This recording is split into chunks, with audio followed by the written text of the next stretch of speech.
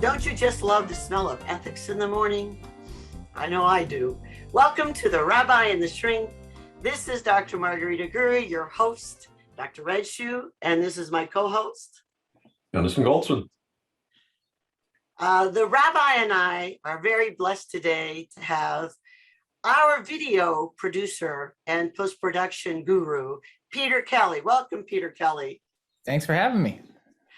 You know, nowadays in this world of video, and the Rabbi and I have had many discussions about some of our colleagues' choices and people in the world, it's getting complicated because it used to be video was something that that only professionals do. And now you have a bunch of people doing it. Anyone with a video camera can do it. Anyone who can kind of figure out how to edit. And I think sometimes that creates some interesting and not so interesting results. So tell us, Peter Kelly, you've been a producer for 10 years, an editor, video editor for 20. You've done documentaries, including Ink, Alter Egos Exposed. You've done all sorts of video, fish heads, and context. Tell us what you think we need to know about video editing and ethics. Oh man, it's so many. It's such a big topic. It is. As a viewer, you need to be aware that everything you're seeing is a series of choices. So I know I've had people send me videos from sources that are not reputable, and I'll refuse to watch them. And they'll say, it doesn't hurt you to watch a video. And it can. You need to be aware of who's made the video and what their bias is. And everybody's got one. Like I know when I make a video, I've got my own bias, and I try to remove myself, but I'm a human being. So you need to be aware though, as a viewer, is who's made a video, what was their intent? And then if you're the one making the video, there's a series of, questions you kind of have to ask yourself, not least of which is what I'm putting out into the world real? Is it authentic? Because it's very easy to twist the facts and twist the truth. And you can actually show stuff that is 100% accurate, but present it in a way that leads to an untruth, a mistruth, as it were. Yeah, that's really fascinating, Peter, because what you're essentially doing is you're telling a story with the facts. And you just reminded me as you were speaking that one of the really most remarkable books I've read, a children's book, The Giver. Yes. Just a brilliant book. And when it was made into a movie, the two, I don't know, the producers, directors, the collaborators who were behind it, one was politically conservative, one was politically liberal. And they decided to collaborate because it's a story that could easily be politicized. Right. And they wanted it not to be. And they got stars also, as Jeff Bridges, who's conservative, and Meryl Streep, who's liberal. And they made a tremendous conscious effort to keep their own personal politics out of it. What are some of the strategies that you use? You mentioned you try to keep a check on your natural bias. What do you do to try to be objective? It's very situational, but so you kind of have to just kind of assess what's the project need. The project need has to supersede my personal need. And I'll give I won't get into the weeds of it, but I worked for a news magazine show for a couple of years, and we were pumping out content very quickly. So I had to edit something together even like Wednesday morning, and it would go to air Wednesday evening. And there was a couple of clips of let's say a controversial president of the United States. And I had the opportunity, it was within my control. I could leave a clip long, show the full 15 seconds and he's not going to come off looking good, or I can show 5 seconds and he'll look fine. And I have my bias about that person, but the needs of the project were I was relaying facts, and he was part of the story, and I'm like, I just need to relay the facts. And in this case, my job really as an editor is to make people look good. So I kind of just went on that. I'm like, okay, I'm not going to change anything, but I'll present it so this person who I disagree with looks good, because that's what the piece needed. Does that make sense? So it's one of those I'm constantly wrestling because I also aware that I've now presented him in a good light to viewers who, am I reinforcing their belief or am I changing their belief on this person? It's very easy to put together a montage of somebody who's incredibly articulate, but make them sound like an idiot. It's very simple to do. And it's interesting what you're saying there is you removed some of the context. And by removing the context, you change the perception. Yeah. But in the larger context of your objective, it may have been entirely appropriate to do that, which is a really, naughty kind of a question. So it comes down to, like, if I'm the editor and there's a producer, like especially for a news show, I'll have a conversation with the producer. It's like, okay, what are we doing here? Who's the audience? What are we actually trying to tell? And then within that framework, that's where you make the decisions. If we're trying to highlight a tragedy, as so often happens in news, then you're going to focus on the tragedy itself and the people affected, not any one individual. That's not a time to make it look like this side did this or this side did that. And really, a lot of it comes down to the world. People treat everything like it's binary. It's black, it's white, it's left or right. Politically, I'm not even American, and I know America seems to be split into two political parties right now. You're either one or the other. There's no in between. So you have to be aware that that's not the way the world works, and don't present video that feeds into that binary choice. Yeah, well, we're certainly with you on that. And we talk a lot here about grappling with the gray, because most of life does exist in those gray areas. And it's comforting to us to make everything black and white, because then we have less thinking to do. We have easier choices to make, but we end up doing ourselves individually and collectively a tremendous disservice. And you see it in the news, and you see it in movies, and you see it in all kinds of video and media. And so, the authenticity of trying to represent both sides. Yeah, I can see this. It's a perpetual challenge in our personal lives, but all the more so when you're creating images that you want to be truthful. You have to be juggling that. So the documentary, it's a hard field to be in right now because of it's so easy to make somebody look one way or be aware of it. My favorite documentary, there was a series, pardon my French, but the title of it was called Bullshit. And one of the things I liked about it as a viewer was they would show you the edit points in a conversation. Normally when I put together like a documentary, if I was talking about video, I could potentially splice up my conversation and then cover it with shots of whatever I'm talking about. So if I'm talking about Marvel movies, you'd see clips of Marvel movies. And the audio underneath is going to be bits and pieces of different sentences, from the same interview. And one of the things I liked about that TV show was they showed you the person talking and you could see where they made the edits. So you could see where they had removed parts of their sentence to make the point. So it was very transparent. They also played it for comedic effect, which helped. But ethically, it was like you could see the bias of the filmmakers as you were watching, and they were unapologetic about it. Well, I like that. Well, the rabbi and I have been talking about video, and let's start with the basic question with the everyday use of video in Zoom meetings or whatever. What are some of the ethical dilemmas you have noted with just the use of everyday video? It's an authenticity issue, to be perfectly honest. People, you have to walk that balance between you want to present yourself a certain way, but you don't want to misrepresent. Like a case in point, I have a background set up, and it's a very calculated background. So when I'm in a business meeting, you can very clearly see there's a video camera, right? And that's a subconscious thing. I want people to think of video, think of me. What you don't see just off frame is my office is actually a bit of a mess at the moment.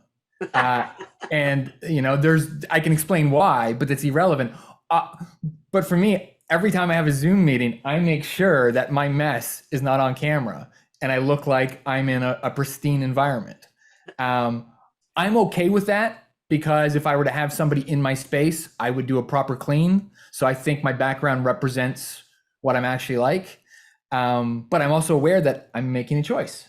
And so when you're doing video like that, your choice of words becomes a big thing. I find a lot of people, less so now because Zoom and video conferencing became such a main thing, an everyday thing for people because of the pandemic. But video was scary to people, so they would always try to put on their best face and sound smart. And you could always tell when someone was trying to sound smart because they would be using words that they would never use. You know, like I would never say, "Who absconded my Chesterfield?" But I would say, "Who stole my couch?" Right? But the "who stole my couch" seems a little rough and tumble with, "Who absconded my Chesterfield" seems a little prim and proper. And you'll see that with people. People will change how they talk and how they behave on camera. And I think you're doing a disservice to yourself if you do that, because even in a business meeting, be authentic. Because if you have to put on airs, or if you have to create a character, that's a character you're going to have to maintain whenever you interact with that person. It's so much easier if you find a way to be yourself, find a way to be comfortable, and just, I'm Peter Kelly. This is what I'm like if you talk to me on Zoom. This is what I'm like if you talk to me in person. It's a lot less work for me. And it also means that business-wise, I attract people that like who I am. And if you saw me and you saw one of my videos that I post on LinkedIn where I'm talking like this and you don't like me, I'm okay with that, because that means you're not going to try to interact with me. And we've just saved ourselves a whole lot of hassle. So there's something like ethically you shouldn't misrepresent yourself, but it's also self-serving, right? Like it just saves me a lot of time. If I'm just myself, I only attract people who like who Peter Kelly is. So one of the issues that started happening, and the Rabbi and I've talked about this, is the backgrounds. And so we've seen different people in video on a yacht, and it's not their yacht. I mean, they're in a closet and they have a yacht behind them. Those kinds of things, I think that it can be done with a sense of humor and a sense of joy, or it could be done in a real fake. I'm pretending to be in Paris when really I'm in, Topeka, Kansas, things like that. And so the Rabbi and I've talked about that being something we're not comfortable with, which is interesting. Rabbi, you had something to say. What did I have to say? That's okay. We can edit this part out. You're so engaging, Doctor. It just, when you speak, I forget everything else.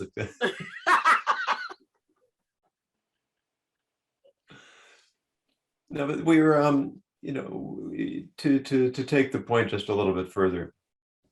I think about times I've seen documentaries of how movies were made, and they show you the whole set, and you hear the sound effects they're using, and it's cringeworthy.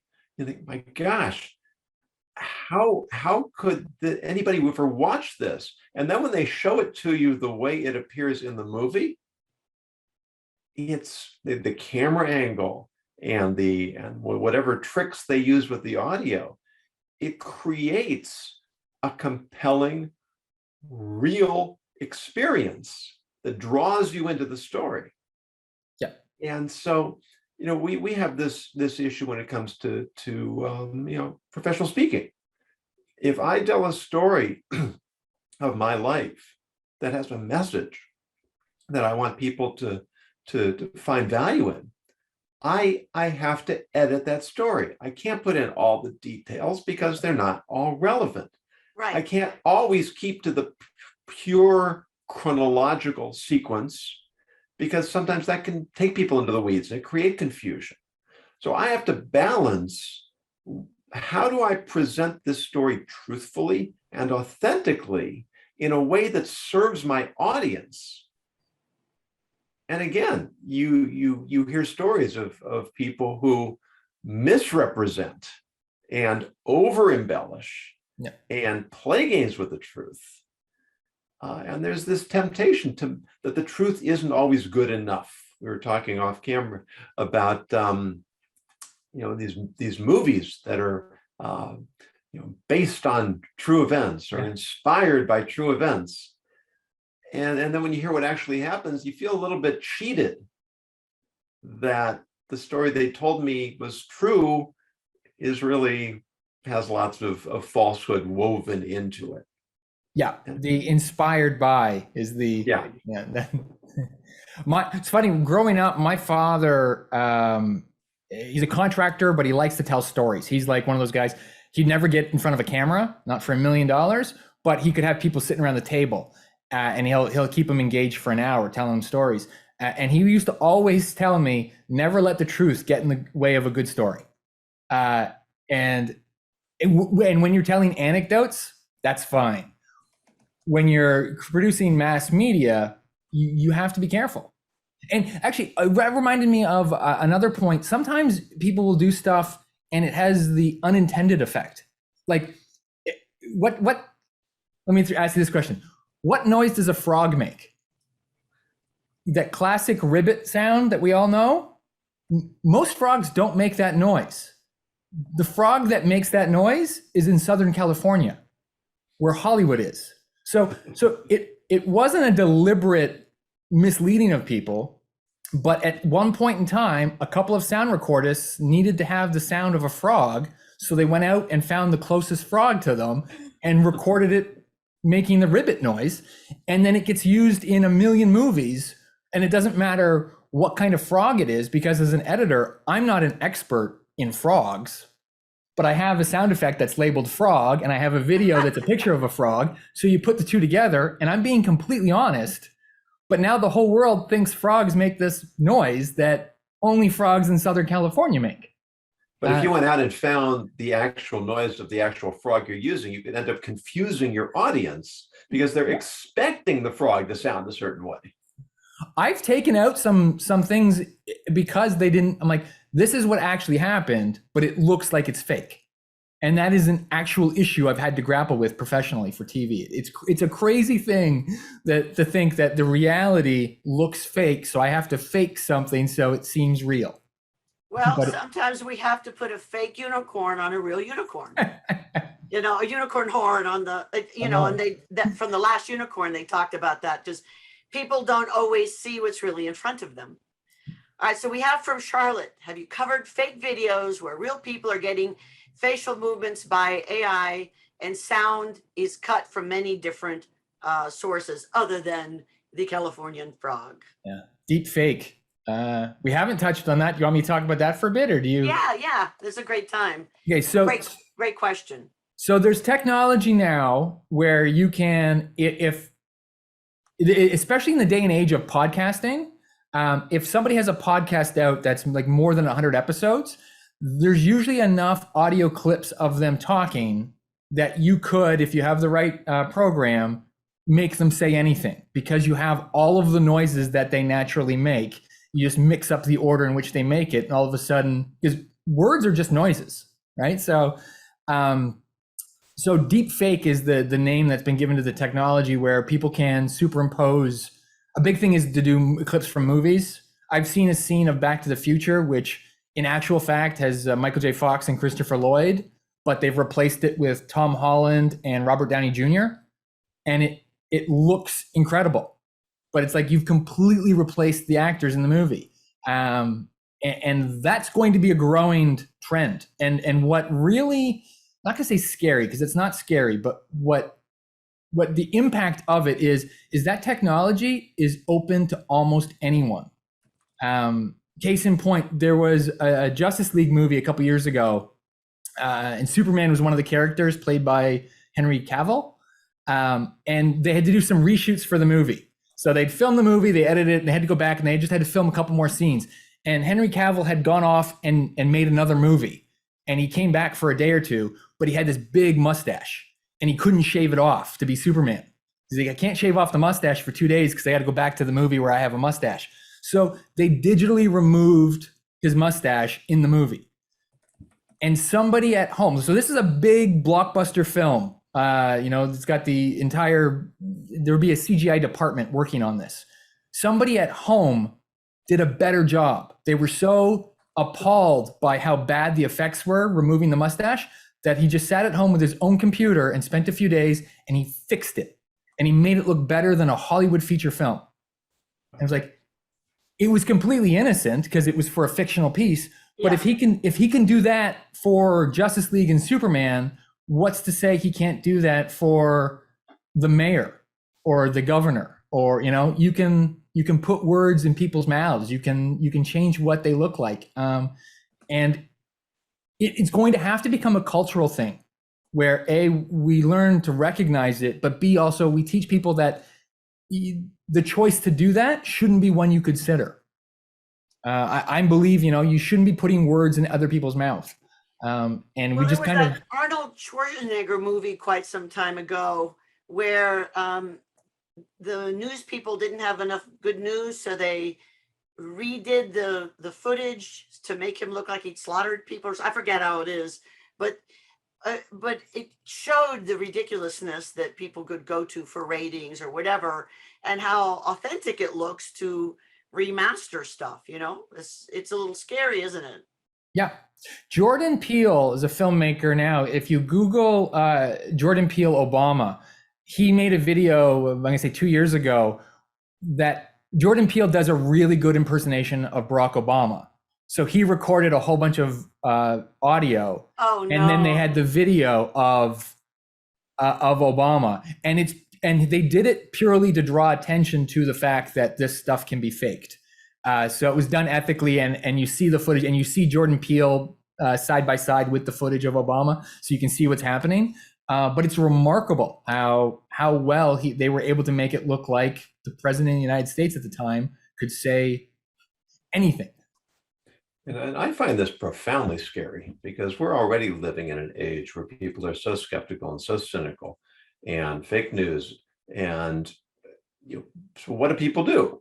People typically go to the news outlets that tell them what they've already decided they believe. And I wrote an article on this a few weeks ago about the G7 conference, or is it G8? I can't remember.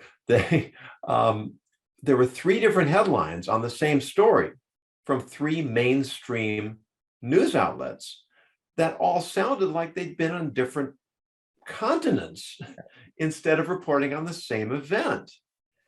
And how are we? You mentioned what really is obvious to us in America is that we are profoundly polarized. I think that the perception of polarization is much worse than the reality, but that the perception is driving the reality and is polarizing us further. And they're just, there's a certain zealotry to these news organizations. We represent the truth. We have a responsibility to get people to think the way we've decided they need to think. And therefore the ends justify the means. And that it's like somebody said, once you learn to fake authenticity, then you've got it made. Yeah. It goes down to, go ahead. People need to become media literate, and you need to do the research and understand the bias that it's a corporation. Each corporation is going to tell you something, and why are they telling you it? Yes. And whether you agree with it, especially if you agree with it, you should be looking into the source. As a non-American, I get a lot of American news. It comes across the border. But it's really interesting because I see a lot of Canadian news and a lot of British news as well. And I don't think a lot of people in the States get that very varied opinions. So I always encourage people, look into sources of news from outside of your country. If you see what they do, because they have a lot less skin in the game. The British reporting on something happening in the United States, they don't have anything to gain. So odds are you're getting a more objective point of view from them. Not always, but look into it. There's one of the big news organizations in the States. If you look into it, they've argued in court several times that they don't have an obligation to tell the truth. And that's the sort of thing that, okay, I learned that. I don't consume anything from that company at all anymore. There's no upside. Whether I agree with it, whether I disagree with it is irrelevant. If at their core, they don't believe they have an obligation to tell the truth, I'm not interested in watching that. That's right. And I looked up the name. It was The Running Man with Arnold Schwarzenegger. And I think that, see, as a kid coming from Cuba, the communist country, we saw on the news and heard on the radio all sorts of stories which I knew were not true. Now, I don't know if the reporters knew it wasn't true. I don't know if they were editing or hearing what they would wish. Even people with certain heroes that are actually murderers, do they really not know that person? Like I see this t-shirt all the time, an iconic t-shirt with a murderer. And I'm thinking, do they not know that this person was this horrific figure? And the issue is the fake stuff. How do we really know? So let's say I'm going to listen to Canadian news or news from England or news from Germany or whatever. How does anyone know it's real or not? I mean, and if we're doing research by researching different companies, so people all ask me all the time about what's happening in Cuba, and I'm going to say I haven't been properly briefed. I don't know what's really happening. I see what I'm seeing, I hear what I'm hearing, I read what I'm reading. I don't know, because I know as a kid what they were saying, I knew for a fact was not real. Kudos for you for saying that. I'm finding it's amazing how many people won't say I don't know. I don't know. What's your opinion on this? And they'll just start talking. And it's okay to say, I don't know. Yeah. And I wish people would. I mean, that's really a sign of wisdom. Yeah. That's a sign of wisdom. There, the late night show hosts sometimes will go out and interview people. And one of my favorite ones is when they asked people a number of years ago, which do you support, the Affordable Care Act or Obamacare? Well, of course, they're the same thing. But most of the people didn't know that. Yeah. And nobody said, gee, I don't know the difference, or what's this or what's that. And, the doctor talks about Cuba. I'm very sensitive to news about Israel. I lived in Israel for 9 years. I lived there during the first Gulf War. And while it was bad, Scud missiles falling on Tel Aviv, my parents were absolutely horrified in the States by what sounded like, Hezbollah in Lebanon. There was no comparison. We were going about our lives. Right. But the news media made it sound, and we're talking about bias. A number of years ago, I remember reading, I think it was Andrew Sullivan reported on this, that the New York Times had issued a series of errors about reporting on Israel. There were 9 errors in a short period of time, 8 of which favored the other side, were anti-Israel. So if they're innocent errors, you should find it's more or less 50-50. If you continue to make your errors favoring one side or the other, then clearly you need to re-examine your own bias. Yeah, those are the biases. So what do we need to do as human beings, let's say with our everyday use of video, whether to present ourselves, to connect with our audiences, to connect with clients in our business, or even to inform ourselves about the world? What do you suggest we do, Peter Kelly? Big question. Again, media literacy is a big thing. Being aware, even how people choose to film something can affect it. Like I do a bit of training for some clients about how to have effective Zoom calls.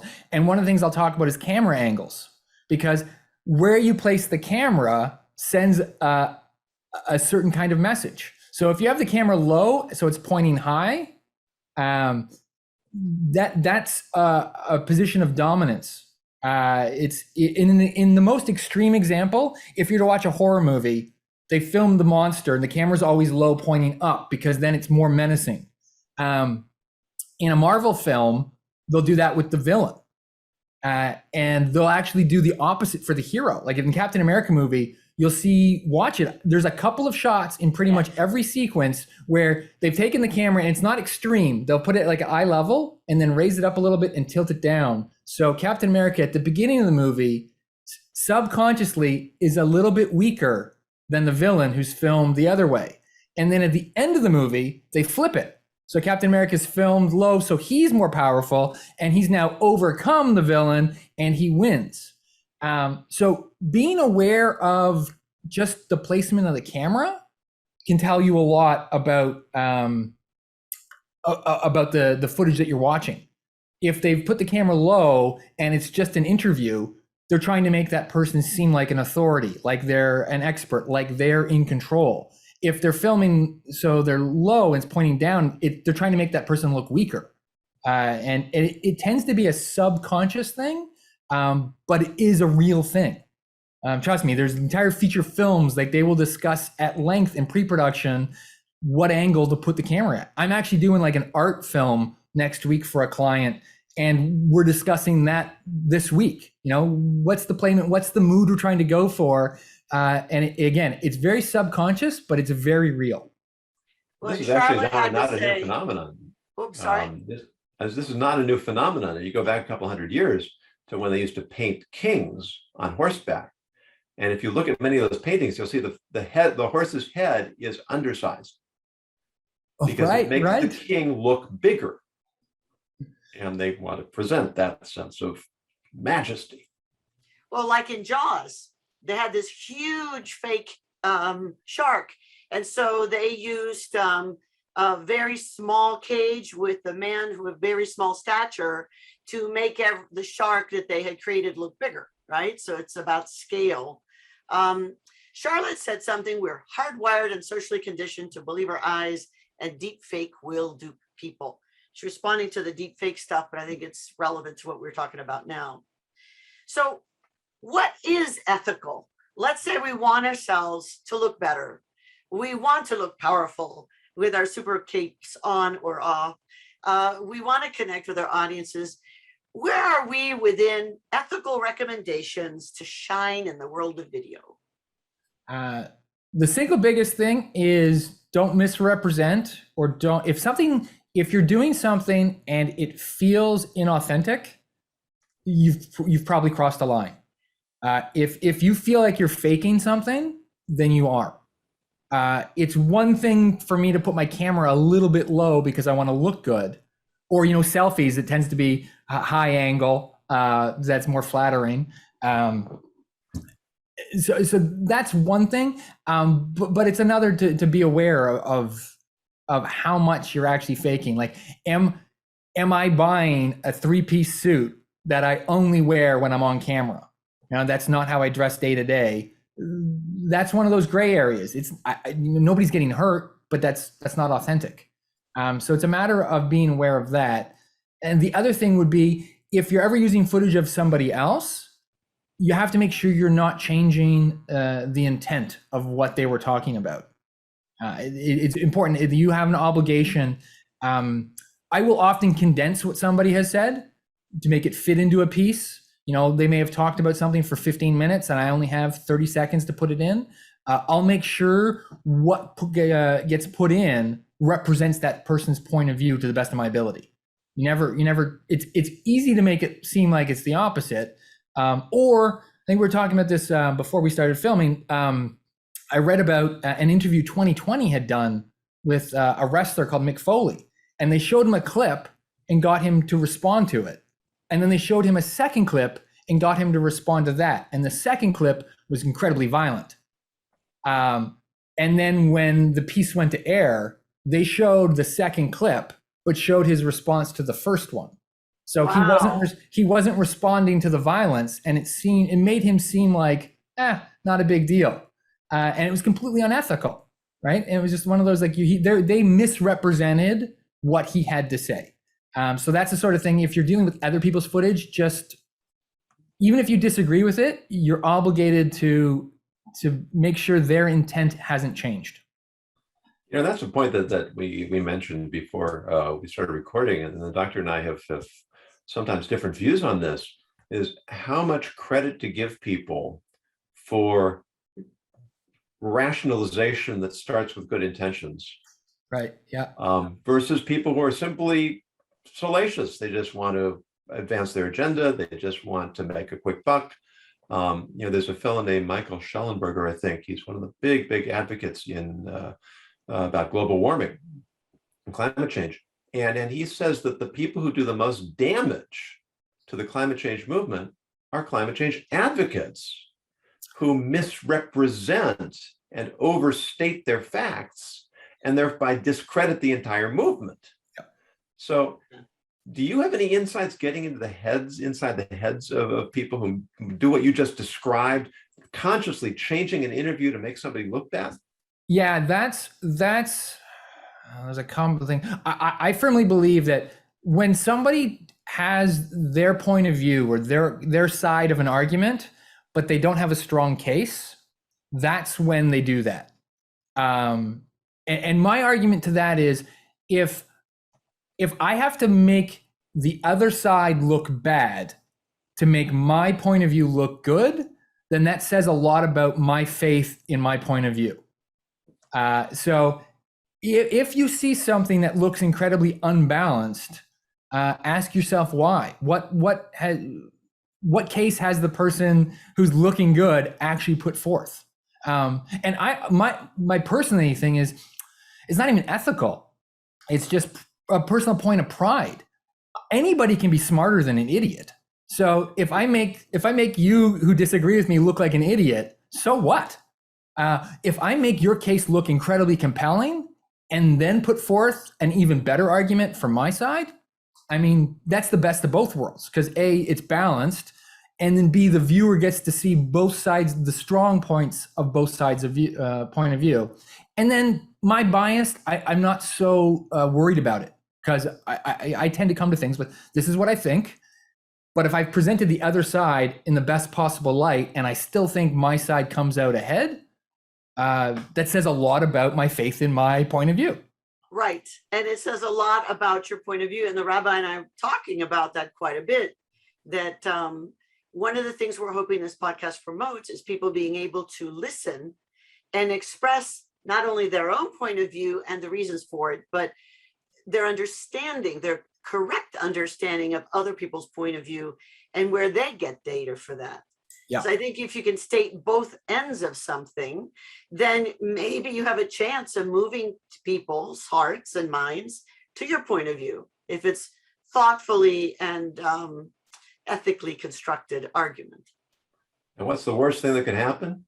Maybe I'll discover there actually is some legitimacy to the other side. Yes. Yeah. And there's almost always some legitimacy to the other side. I mean, the world is full of options. I'm a big believer, if you're talking to a functioning adult and they disagree with you, there has to be a rationale. Define functioning adult. Yes, that's why I'm laughing. But truly, it's like, it's really easy online to go on and have a conversation with somebody who you disagree with and like they're an idiot. But the reality is, if they've got a job, they've made it 30, 40, 50 years on the planet Earth and are a part of society, their disagreement came from somewhere. Like, their point of view didn't come out of a lifetime of being wrong. So where did that point of view come from?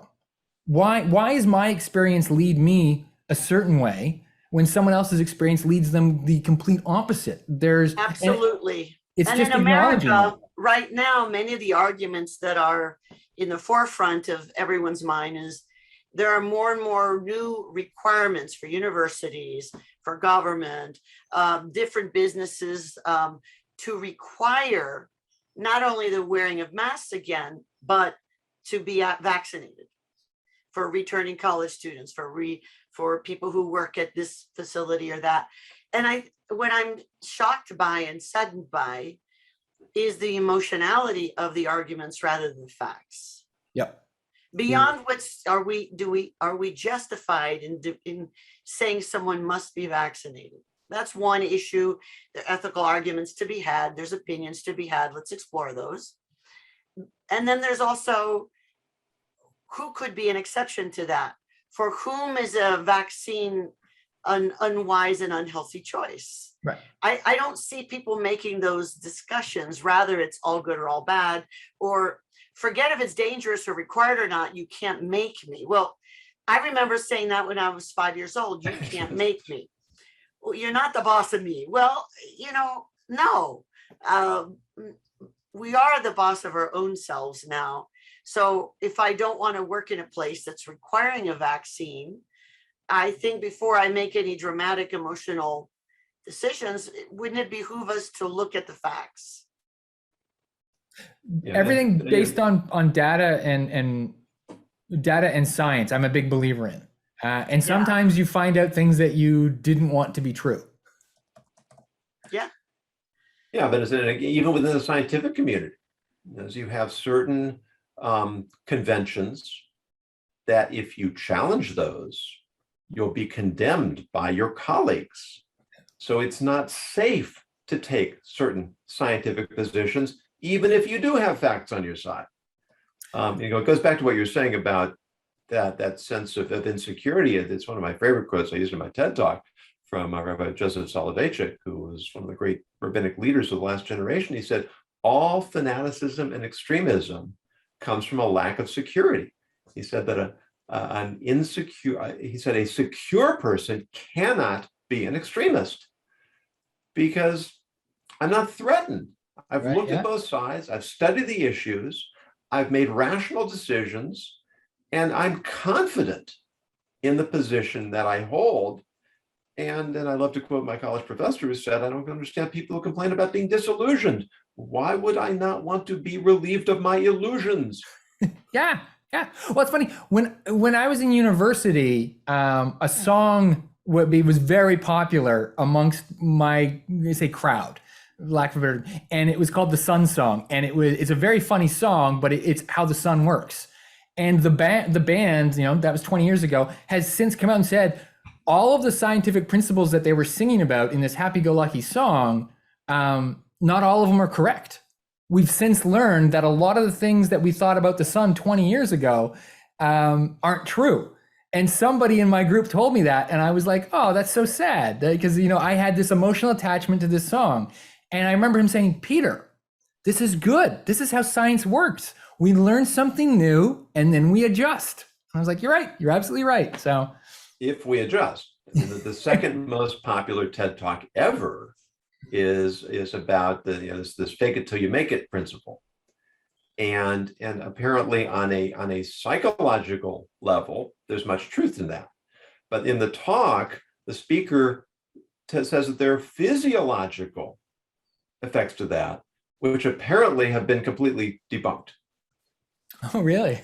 And yet this remains an enormously popular talk because people like they like the message and it's reassuring, but it does challenge truthfulness. Yeah, I would totally tap into the insecurity of, fake it till you make it's really easy. I know for me, there was a very conscious decision one day when I was an assistant editor that I would wear a tie. And the perception around me changed almost immediately, where I was seen as being older than I was, more experienced than I was. And frankly, the amount of money I could charge per hour went up. So fake it till you make it. I can definitely see the appeal. Well, and some of that is playing into the unconscious biases that people look a certain way and ask for a certain amount of money are worth it, right? Yeah. Yep. Well, let's talk about something that the rabbi and I bump into all the time is we've all been criticized for noticing either a scientific principle or that a person wasn't quite right. Something's off with that person or an idea. And we've all spoken up in contrast to the popular opinion, all of us, that I don't think that person's right. I think maybe they're misusing power. I think they've got something going on that is dangerous, or this scientific principle needs to be challenged, whatever it is that we're going against status quo. And the problem is, how do we move forward with facts calmly, knowing both sides, without having to always be ostracized or canceled, right? And, yeah. And that goes in video if you're telling a video story. So how do you walk that line when someone is trying to talk about a changing physiological fact or scientific principle or understanding about a particular person or organization. What is your word of wisdom to proceed thoughtfully and effectively? The single biggest thing is to listen. Yes. If somebody's presenting something that doesn't conform to what you've been taught or what you know, just listen for a while. And it's amazing how I've suggested that and people get hostile. One person who, a friend of mine actually, he was like, I will not be silenced. And I was like, nobody's asking you to be silenced. I'm asking you to listen. That's all it is. So I find that you're never going to regret being quiet and listening for a bit, because you might learn something. And this is really easy for me to say. First to admit, it's hard for me to put in practice. I had an argument with my wife last week because she's like, you're not actually listening to me. You're just waiting for your turn to talk again. And she was right. But it's the listening and then understanding, again, it goes back to your experience. I know like gender is a big thing right now. And a lot of people see gender as binary. And I've seen the argument put forth, they're like, well, there was only girls and boys when I was in high school. And my point there would be, but do you think your high school biology class was the end of biology? Like, do you think you learned everything about, because I gotta tell you, I haven't done a single biology class in like 23 years. So my knowledge of biology is not great. So if somebody's going to tell me that there's more than two genders, like if you told me that 10 years ago, my mind would have been blown. I'm like, what are you talking about? But there is data and science to support that. And I've done a little bit of reading into it. It doesn't really affect my life, so it's not, major topic for me, but I've done a little bit of reading into it. And it's like, this is far more complicated than I could have imagined. So I'm going to let people who are invested and experts in the field talk about it. Well, that's a really astute comment that we could all benefit from. Yes. We have a word of the day, which is coming up, but the first episode that we recorded, the word of the day was ultra-crepidarian, which means to express opinions outside one's area of expertise. and this is becoming an epidemic or a pandemic. Everybody's sees herself as an authority because I heard somebody say it. I saw it on such and such news network. Even the people I heard it from, what are their qualifications? Yeah. It's easy for some of us, it's easy for the system to create experts. Yeah. And I mean, that goes also into documentary, the people you're quoting, the people you're citing. Are you representing the different sides honestly and effectively? Doing a little bit of research, I've heard multiple stories of a TV personality it was on a non-news show for a network telling an anecdote. That anecdote being reported upon in a newspaper, and then the news wing of the show that the person that told the story originally reporting on the newspaper. And it looks like you've got three sources there. And it all came from one person and it was completely inaccurate. But the expertise, it's very easy. I mean, in post-production, all I need to do is put my name, Peter Kelly. I'm going to put video producer, but I could put biologist. How would you know, right? You have that title there, and then all of a sudden I seem like I'm an authority. There's a reason why dentist commercials have the dentist in a lab coat. People in lab coats seem like they're experts. Right. Like, she's just an actress telling me to brush my teeth, but she looks like a dentist to me. Or one of my favorites in the old Trident gum commercials. 4 out of 5 dentists recommend sugarless gum. Well, that's not telling you to buy Trident gum. And where do you even find one dentist out of 5 who said that you're not better off chewing sugarless gum? Well, and the question is whether you should be chewing gum at all. But so what was the question of all of these horrible gums? Which one do you hate the least or the most? I mean, it's interesting how that goes, and how we present ourselves. And in my, I'm a psychologist.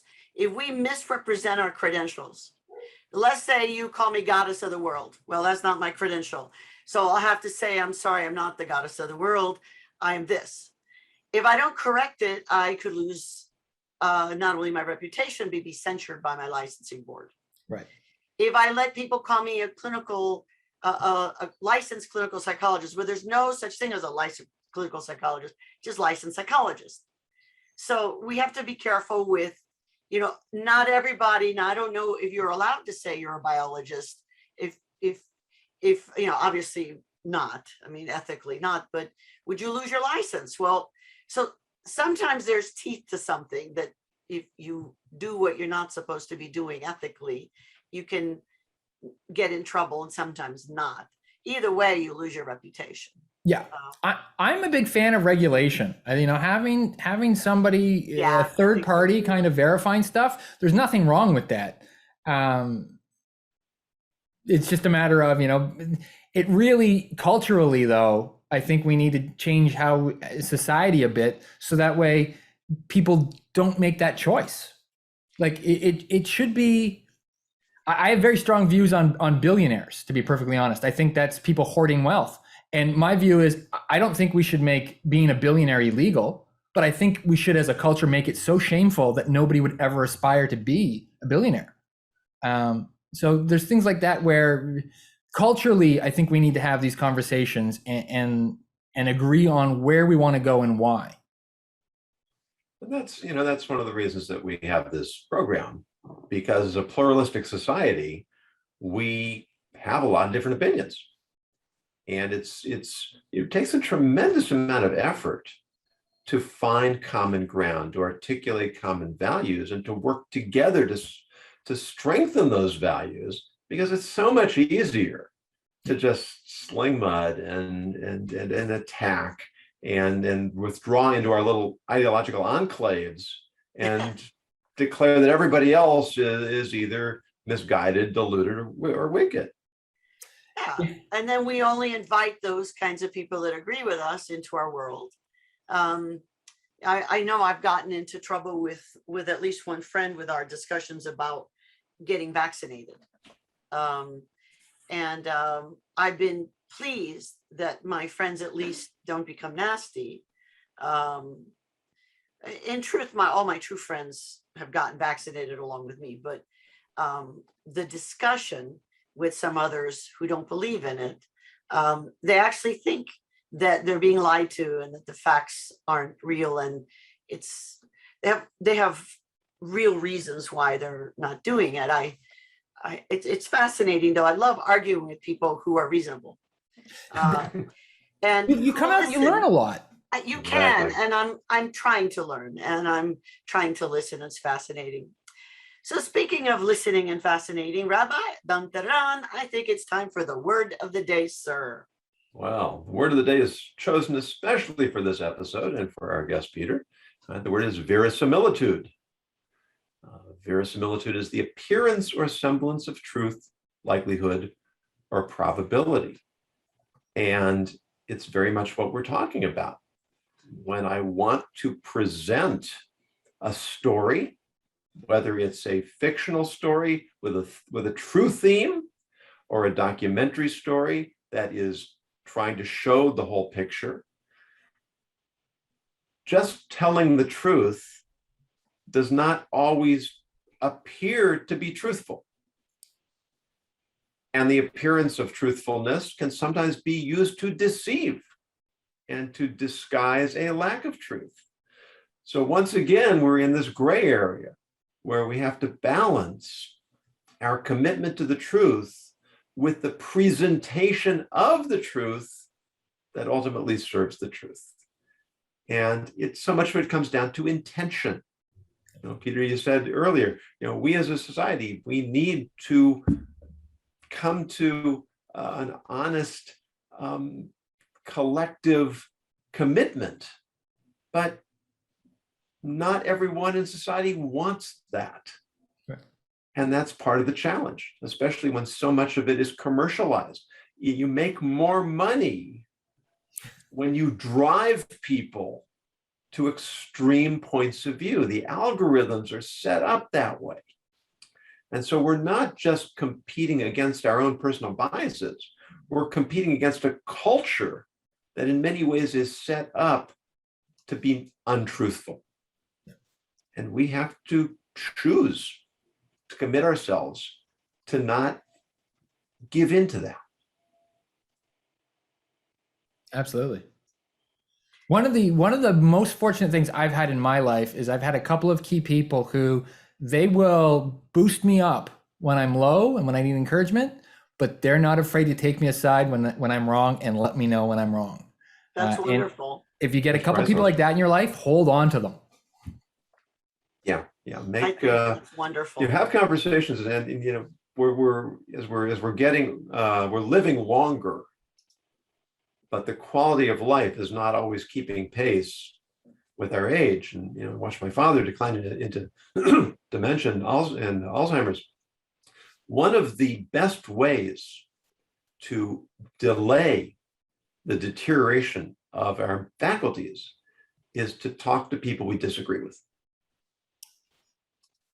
Yeah, I can totally see because we have to defend our positions better. We have to understand where they're coming from. And if we do that, we're going to come out more well-rounded people, more balanced people, and we're going to contribute to a more balanced society. You'll literally be healthier if you listen to people you disagree with. Exactly. Absolutely. Wow. So, Peter Kelly, what is a final either word of wisdom or call to action you have regarding video editing and ethics? I don't know. It's so big. Look, just be honest and have faith in your point of view whenever you portray an opposing point of view. You know, that'd be my. Yeah. And remember what Mark Twain said, that if you always tell the truth, you can have a lousy memory.